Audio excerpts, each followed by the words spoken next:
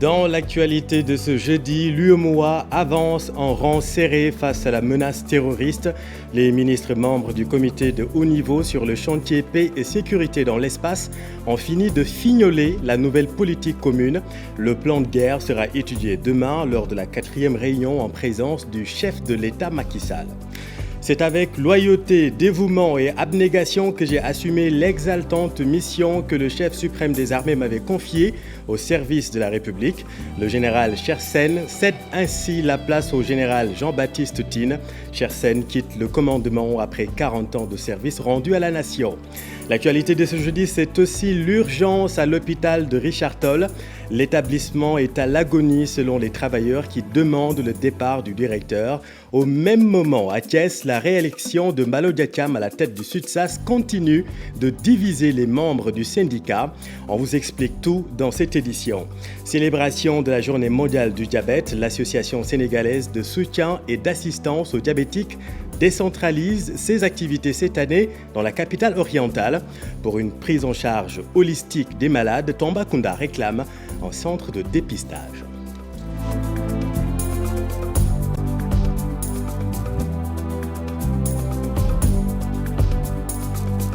Converger toutes les expertises autour d'une seule et unique stratégie, neutraliser l'ennemi commun qu'est le terrorisme. C'est la nouvelle approche de l'UEMOA. La 4e réunion du comité de haut niveau sur la paix et la sécurité va servir de cadre d'examination des recommandations des experts. Maïmouna Ndiaye et Gervais Yao. La récurrence des attaques terroristes et des conflits inquiète ces ministres membres de l'UEMOA. Désormais, un nouveau dispositif sera mis en place pour la stabilité à l'occasion de leur 4e réunion. Nous ne pouvons pas mener des activités de développement économique, surtout des activités d'intégration régionale dans un espace d'insécurité totale. Nous le vivons aujourd'hui à l'intérieur des États, à nos frontières. Les activités économiques sont pénalisées, les citoyens sont agressés, nous assistons à un double bilan humain et économique et financier de cette question d'insécurité. Donc il va falloir la régler en priorité sans abandonner également les actions de développement qui continuent. Le Sénégal aussi ne sera pas en reste. Aujourd'hui, il faut qu'on parvienne à faire une convergence sur le plan de nos politiques sécuritaires. Je pense que cela est extrêmement important. C'est comme ça qu'il faut comprendre aujourd'hui les nouveaux enjeux qui se posent dans le continent, c'est vrai, mais qui se posent dans la sous-région. On a suivi une dernière attaque au Burkina Faso où ce sont des travailleurs d'une mine qui ont été attaqués et sauvagement assassinés. Pour qui connaît l'impact du secteur minier dans l'économie burkinabé, vous comprendrez aisément que c'est une guerre c'est un conflit aujourd'hui, c'est une guerre qui cherche à mettre nos pays à genoux. Ces engagements nécessitent également des actions concrètes. Ces autorités se disent déterminées à assurer la veille de cette nouvelle approche. Maïmouna, le trafic de drogue et les menaces terroristes sont bien réels au Sénégal. C'est le ministre des Forces armées qui l'affirme. Maître Sidiki Kaba invite les populations à plus de collaboration avec les forces de sécurité. Il présidait l'inauguration de la brigade de gendarmerie de Tchadjaï. Voyons tout cela avec Abdourahmane Diallo et Mamadou Gueye. Les menaces sont réelles, donc il faut renforcer et équiper les brigades de gendarmerie, selon le ministre des Forces armées. Maître Sidiki Kaba vient juste d'inaugurer la brigade de Tchadjaï. Je voudrais pouvoir vous dire que les menaces sont réelles.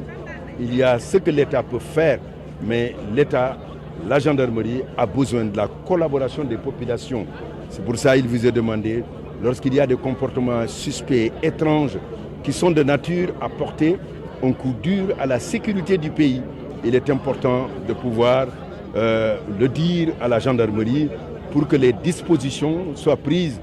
Parce que ce qui est important à retenir, la prévention est toujours plus facile à gérer que lorsqu'il y a la catastrophe. Ce projet, piloté par le général Chersen et magnifié par les habitants de Tchadjaï, le maire de la localité invite les populations à beaucoup plus de responsabilités. Il ne faudrait pas que cette gendarmerie soit un lieu de règlement de conflits locaux.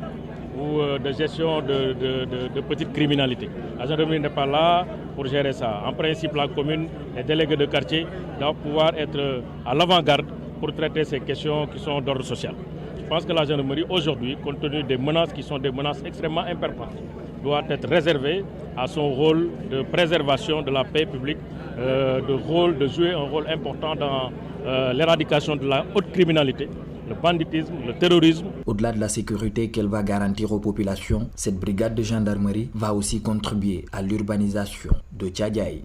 Merci Abdourahmane et venons-en justement à la circulation d'armes légères au Sénégal et des munitions saisies dernièrement à Pékesse et à Pire. Vous le savez, 3 personnes sont emprisonnées et 3 autres sont sous contrôle judiciaire. Cette affaire nous amène à reparler du projet de loi régissant la circulation des armes qui sera adopté très prochainement par l'Assemblée nationale. Vu le contexte, eh bien, ça urge selon la société civile. Mohamed Samb et Tierno Laurent Mehdi. L'utilisation illégale d'armes à feu hante le sommeil des Sénégalais, l'attaque contre le maire de Touba, les munitions saisies à Pékesse, tant d'autres événements qui exposent les Sénégalais à une insécurité qui ne dit pas son nom. La fabrication et la prolifération d'armes à feu et de munitions, c'est ça qui alimente aujourd'hui la criminalité dans toutes ses formes. On peut citer les vols de bétail, les vols à main armée ou encore les braquages. Donc, tous ces phénomènes-là contribuent quand même à la criminalité. Et tout ça, c'est dû à la disponibilité des armes et leur circulation. Réglementer les conditions d'acquisition d'armes et de munitions s'avère urgent. Pour lutter contre cette circulation-là, il faut évidemment que la police et la gendarmerie fassent le travail, la justice également fasse son travail, lorsque les gens détiennent des armes de façon illégale, qu'on puisse appliquer les sanctions prévues par la loi contre ces personnes. Deuxièmement, il faut renforcer ces contrôles aux frontières, faire en sorte que, évidemment, les citoyens comprennent que les citoyens sont protégés. Malheureusement, comme vous le savez, les armes qui circulent de façon illicite sont des armes qui, évidemment, sont soit entrées sur le territoire national de façon clandestine, à travers les frontières très poreuses de notre pays, parfois aussi à travers les aéroports et les ports. Même son de cloche chez le président de la Commission Défense et Sécurité de l'Assemblée nationale qui soutient que les parlementaires doivent prendre en charge la question. Cette loi-là va prendre en charge les procédures d'achat. Les procédures d'achat. Comment on va acheter les armes? La vente. Les procédures de port d'armes. N'est-ce pas? Et les procédures de détention qui doit détenir. Tout ça, ce projet de loi-là va régler cette question. La remise volontaire aussi d'armes détenues illégalement. Renforcer les forces de défense et de sécurité ainsi que le contrôle des frontières, c'est le plaidoyer de la société civile et de l'Assemblée nationale pour freiner le phénomène de l'utilisation illicite d'armes à feu. Pour rappel, il y a de cela un an que la Commission nationale de lutte contre la circulation illicite des armes légères et de petit calibre avait saisi 17 265 armes. Merci Mohamed. Clap de fin de mission pour le général Chersen. La cérémonie d'adieu a eu lieu ce matin à la caserne Samba Diéry Diallo. Un vibrant hommage lui a été rendu par ses frères d'armes. Le général Sen, ses 40 ans au service de la nation, avec un sentiment de devoir accompli selon lui. Cheikh Diop Youssou-Baro. Dernier tour d'honneur.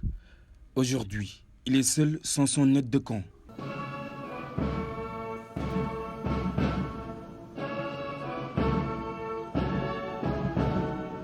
Un dernier rituel après 18 mois à la tête du haut commandement de la gendarmerie nationale.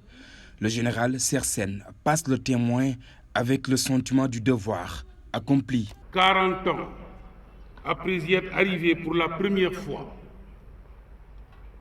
j'ai une pensée pieuse pour mes parents, officiers, sous-officiers, gendarmes auxiliaires.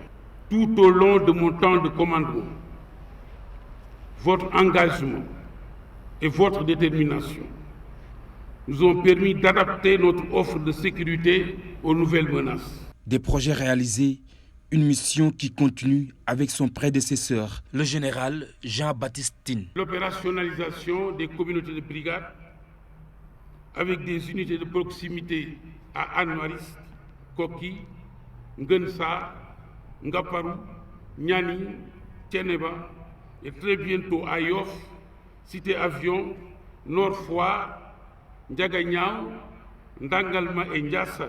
Et dans la continuation de mes prédécesseurs, j'ai servi loyalement la gendarmerie nationale.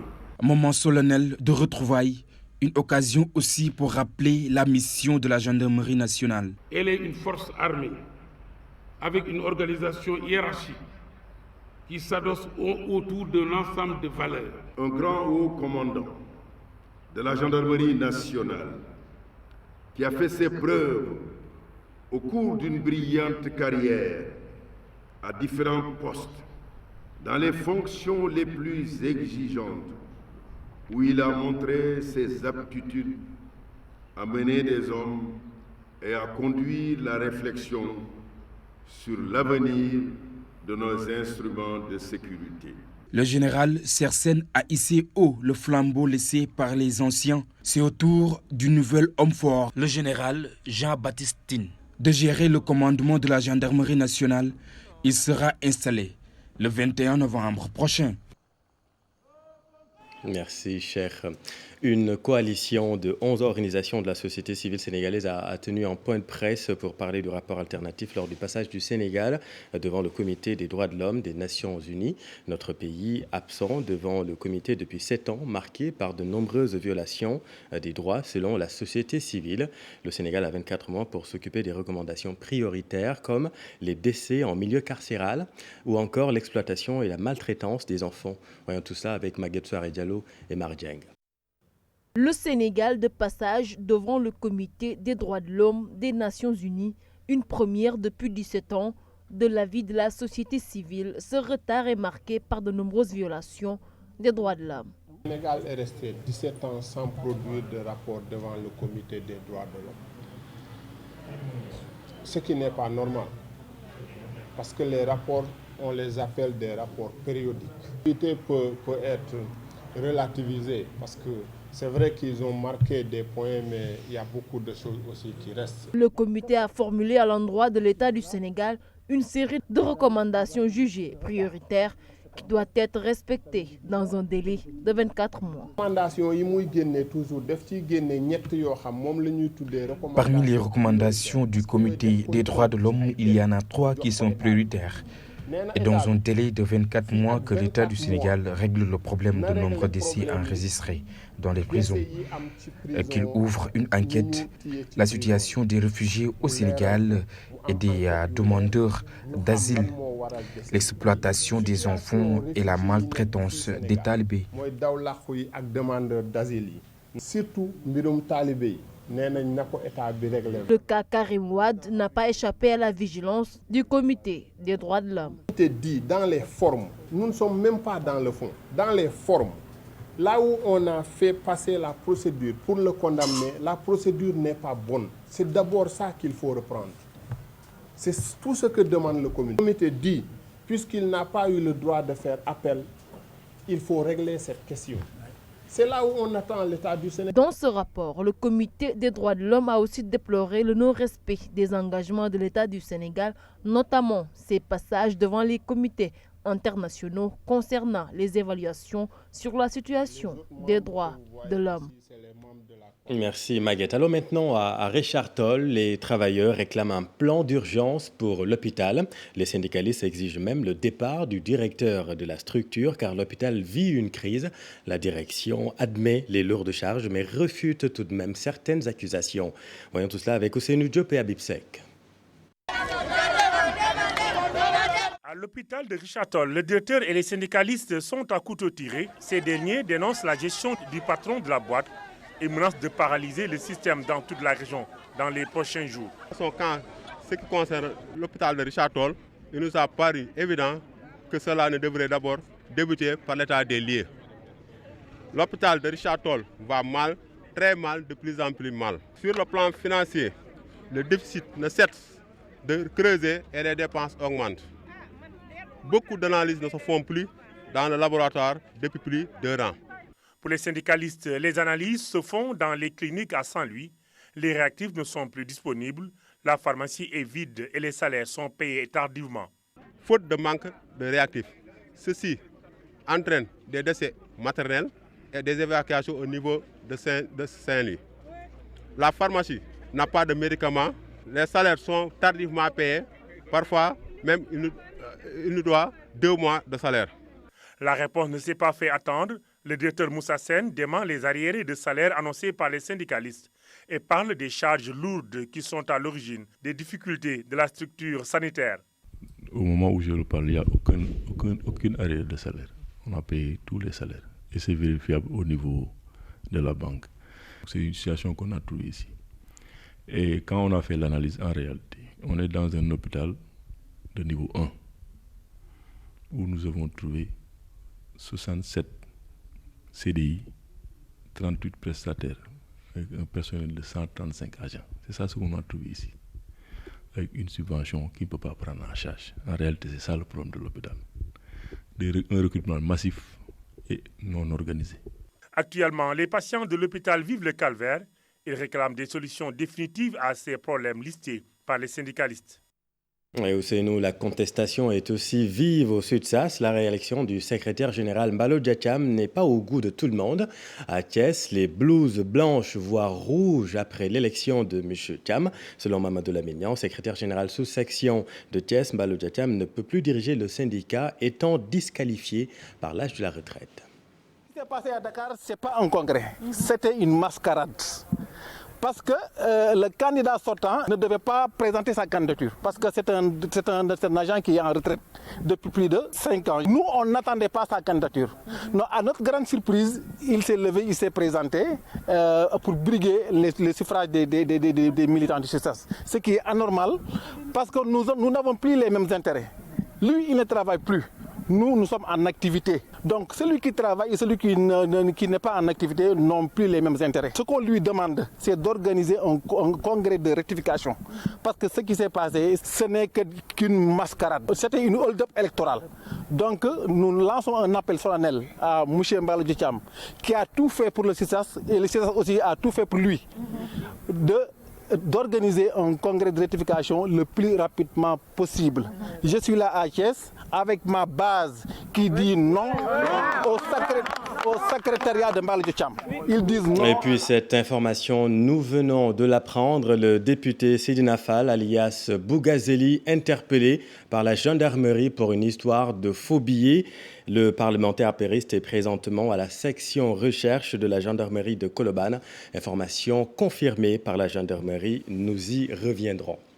Parlons maintenant de la journée mondiale du diabète célébrée aujourd'hui. Tambacounda réclame encore l'ouverture d'un centre de dépistage et de prise en charge des diabétiques. Pour cette année, l'ASAD, l'Association sénégalaise de soutien et d'assistance aux diabétiques, a décentralisé ses activités dans la capitale du Sénégal oriental. Suivons là-dessus le président de l'ASAD, Bayoumar Gueye. Que le diabète, c'est une réalité au Sénégal et les statistiques le démontrent parfaitement.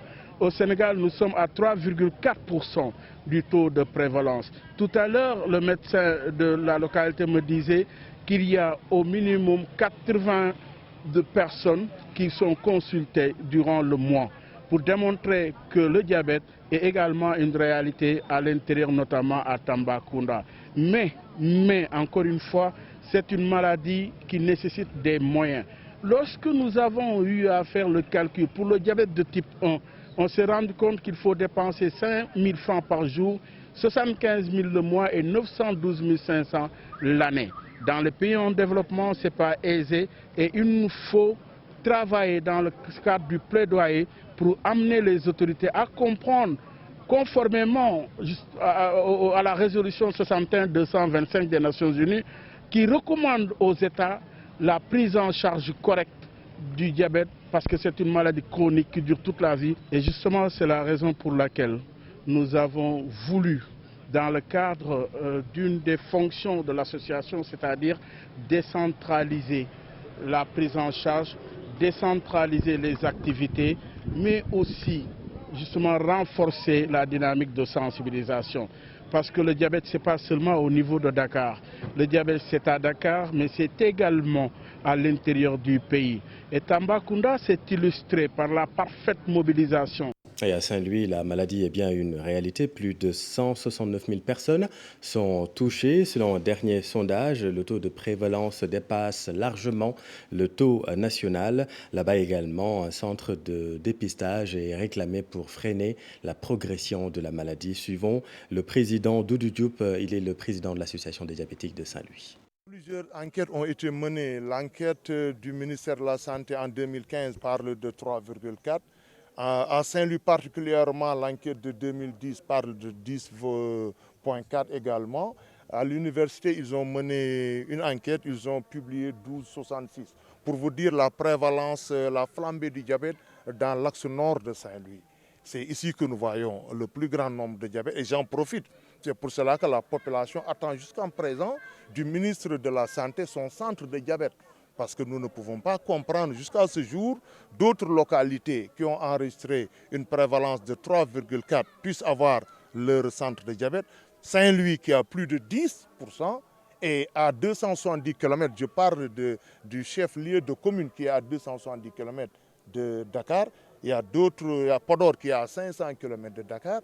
Donc il est temps que le ministre intervienne le plus rapidement possible pour mettre à l'abri la population diabétique de Saint-Louis tout en leur accompagnant pour un centre diabétique. Dans l'actualité judiciaire, affaire Petro-Tim, les représentants de Cosmos et de BP au Sénégal dans le bureau du doyen des juges, ces deux sociétés, vous le savez, sont citées par la journaliste Mayeni Jones dans le présumé scandale du pétrole. Les deux hommes n'ont pas réagi aux interpellations des journalistes. Le secret d'instruction est évoqué par leurs avocats. Compte rendu Aminata Marisso. Après 2 jours de pause, les auditions dans l'affaire Petro-Tim reprennent. Ce 14 novembre, les représentants de Cosmos et de BP au Sénégal ont répondu à la convocation du doyen du juge. À sa sortie, le représentant de Cosmos n'a pas voulu répondre aux questions des journalistes. C'est plutôt son avocat, Maître Mohamed Mahmoud Azar, qui a indiqué que le secret de l'instruction ne leur permettait pas de se prononcer sur le dossier pour le moment. Dans cette affaire de scandale à coût de milliards, plusieurs personnalités ont été déjà entendues par le doyen du juge, des opposants, mais aussi des membres de la société civile. Pour rappel, tout est parti de la diffusion d'une enquête de la BBC, une enquête qui soulève des pots de vin à hauteur de 10 milliards de dollars, une fortune que la société britannique aurait versée à l'homme d'affaires Frank Timis pour la rétrocession des contrats d'exploitation de 2 blocs de pétrole au Sénégal. Et dans ces transactions, la journaliste cite également le frère du président Aliou Sall. Depuis l'appel à témoins par le procureur de la République, plusieurs personnalités ont fait face aux enquêteurs de la brigade des affaires générales. Les auditions se poursuivent dans le bureau du doyen des juges. Elles ont démarré le 4 novembre et se poursuivent encore. Merci Aminata. Et puis ce titre honorifique pour le président de la République, le chef de l'État lauréat du Grand Prix Médée 2019 pour Macky Sall. Les défis restent encore énormes pour l'Afrique, des défis qui ne peuvent être relevés que dans un environnement de paix et de sécurité, a-t-il déclaré. Voici le président de la République. J'accepte avec plaisir le Grand Prix Médée 2019. Je vous en remercie. J'y vois certes la reconnaissance d'efforts déjà consentis, mais surtout un encouragement à poursuivre ces efforts tant les défis sont encore nombreux dans nos pays et sur notre continent africain. À l'évidence, nous ne pourrons relever ces défis que dans un environnement de paix, de sécurité et de stabilité qui offre la quiétude nécessaire à l'œuvre de développement économique et social. Voilà ce qui donne sens au thème de cette 12e édition des Meddays. Crise globale de confiance, faire face à la subversion et aux incertitudes.